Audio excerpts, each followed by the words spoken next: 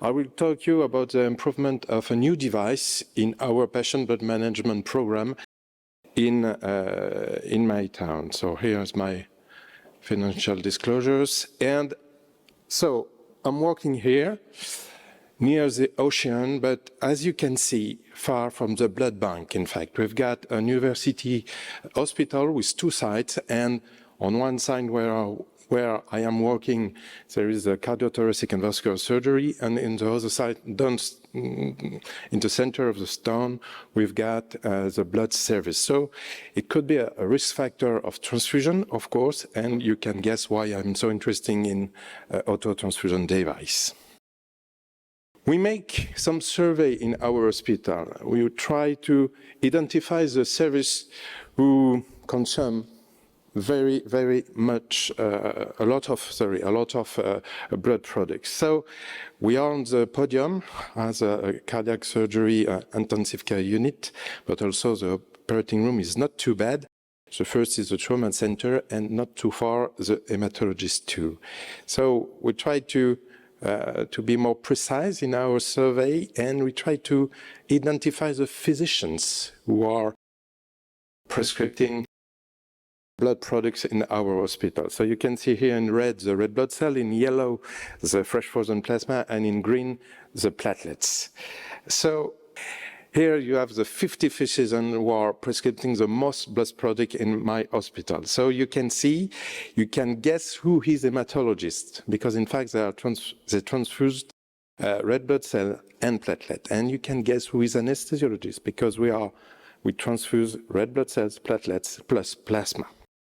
So we decide to implement patient blood management in surgery service and in anesthesiology. And we also have a great communication and education program in our hospital since 2015.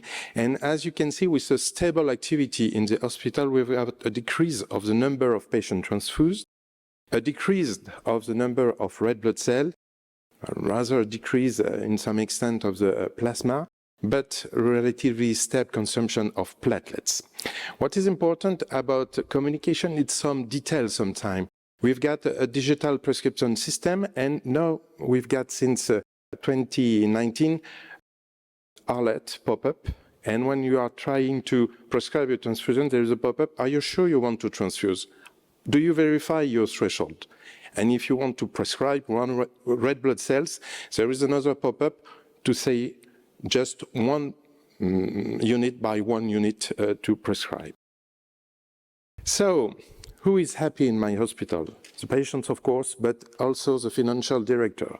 As you can see, since we have implemented the patient blood management program, we have a decrease of the blood products expenditure. For a French university hospital, the expenditure of blood products is the first item for the financial service. I don't talk about the manpower, of course, but as you can see, we are able to make a cumulative savings of 13 million euro since we have implemented the patient blood management program, because we've got a stable activity in our hospital. So what about cardiac surgery?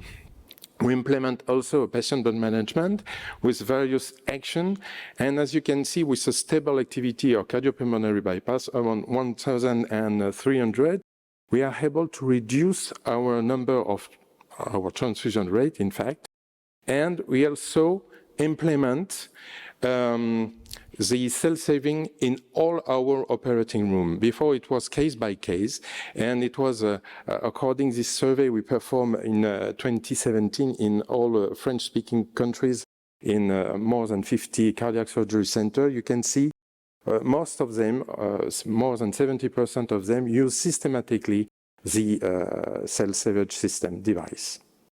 Of course, as we use more and more cell saver, the cost of this device is increasing, but it's not the same scale, in fact, of expenditure, of course. In France, we have recently new recommendation about the patient blood management. It was included in the ERAS guidelines of cardiac surgery.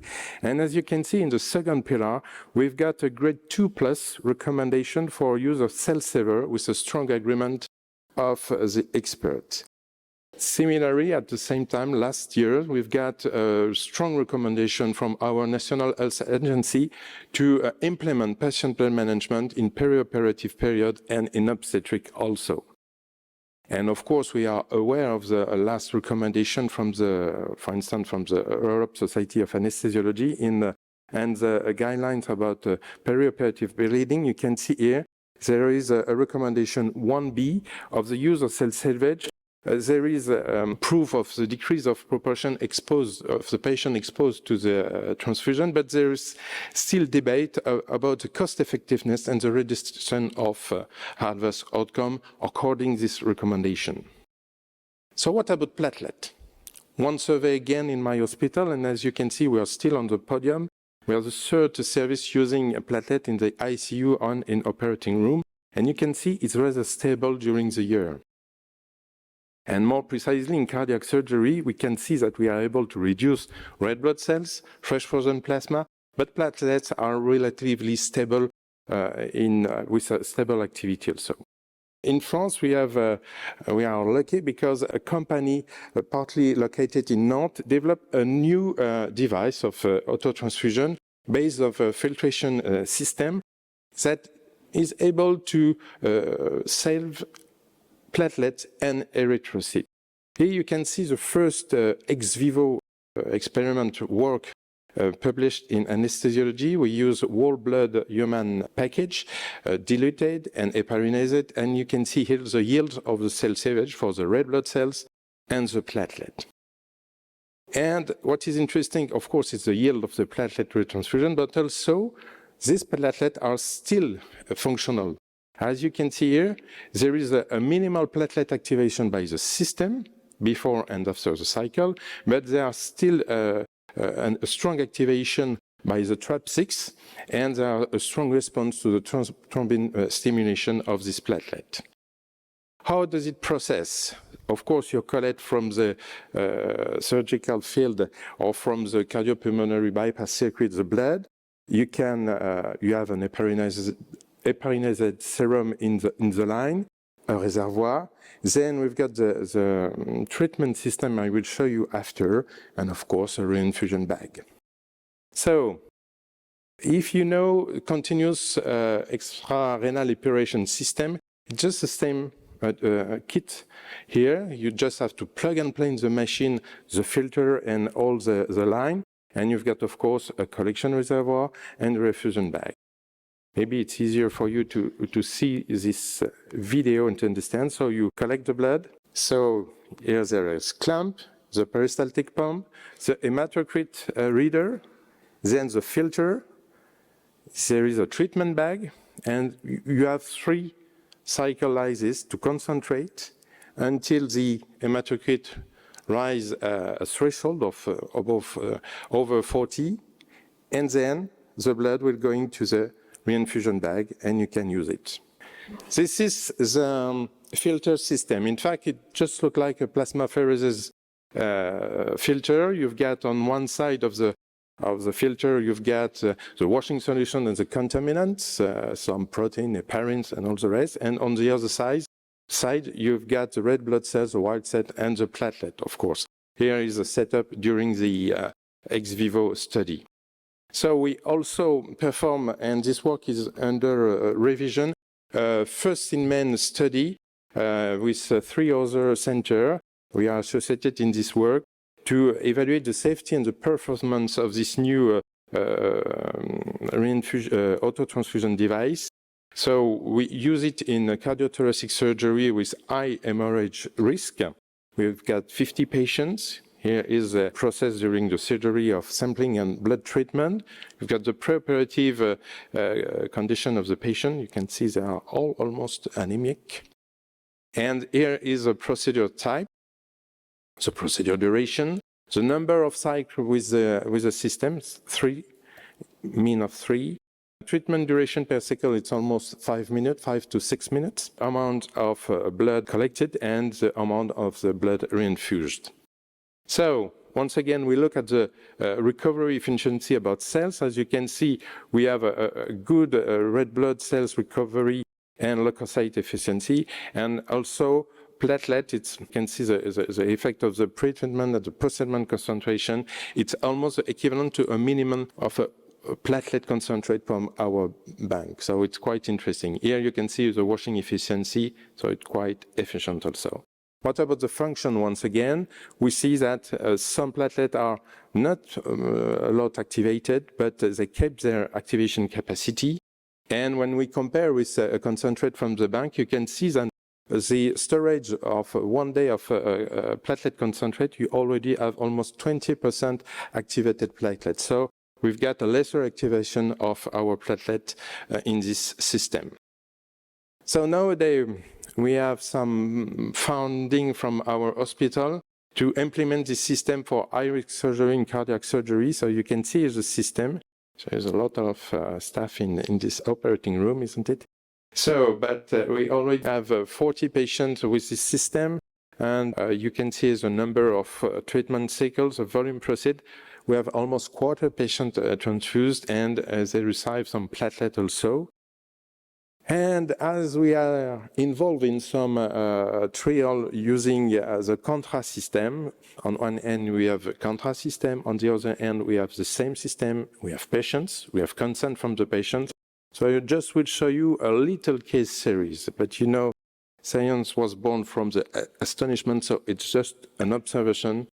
And we have 4 patients treated by SAME and 2 patients with extra. Here is a procedure. You can see it's complex aortic procedure. The procedure durations are here.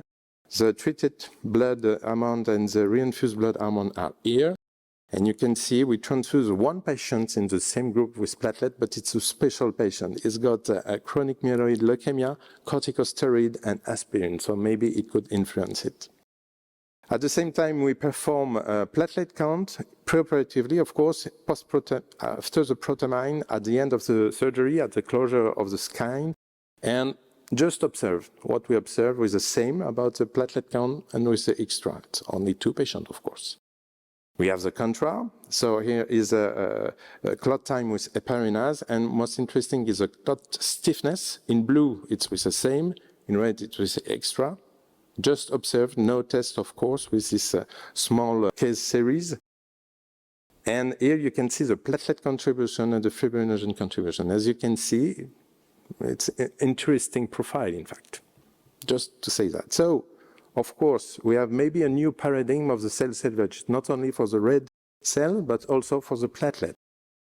The platelets are really valuable resource, but also it could be a dangerous resource for our patients. So if we can reduce the platelet use, it could be useful for the patient also. So the next step is, of course, a prospective randomized controlled trial comparing centrifugation system versus this filtration system. Could we broaden this system to all cardiac surgical patients? We have to think about it, but nowadays we are trying to make a medico-economic evaluation of this system. Thank you very much. And first, I just want to thank my colleague, Dr. Rigal. In fact, it's Mr. Patient Blood Management in my hospital. Thank you very much.